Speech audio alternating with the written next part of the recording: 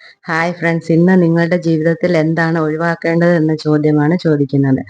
ആദ്യത്തെ കാർഡ് വന്നിരിക്കുന്നത് ടെമ്പറൻസ് ആണ്, മിതത്വമാണ്. രണ്ടാമത്തെ കാർഡ് വന്നിരിക്കുന്നത് എംപറർ ആണ്, നേതൃത്വം, അധികാരം എന്നൊക്കെയാണ്.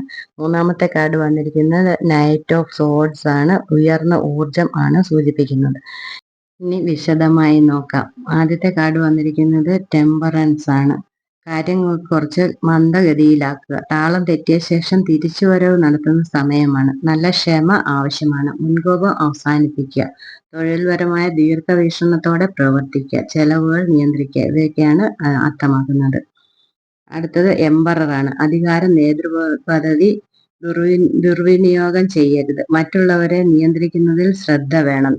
ധനപരമായ കാര്യങ്ങൾ വരുമ്പോൾ ഉത്തരവാദിത്തമുള്ള സാമ്പത്തിക നിക്ഷേപം നടത്തുവാനും ആവേശകരമായ വാങ്ങലുകൾ ഒഴിവാക്കാനും ഈ ചക്രവർത്തി നിങ്ങളെ ഉപദേശിക്കുന്നു. അടുത്ത കാർഡ് വന്നിരിക്കുന്നത് നൈറ്റ് ഓഫ് സോഡ്സ് ആണ്. അഭിലാഷം, ശൗര്യം ഇവയൊക്കെയാണ്. അതിവേഗം എന്തോ ലക്ഷ്യമാക്കിയാണ് നിങ്ങളുടെ യാത്ര. എടുത്തുചാട്ടം ഒഴിവാക്കണം. ഒരു കാര്യവും തിടുക്കപ്പെട്ട് ചെയ്യാൻ പാടില്ല. ക്ഷമയോടെ ആലോചിച്ച് ഉറപ്പിച്ചിട്ട് മാത്രം ഇറങ്ങുക.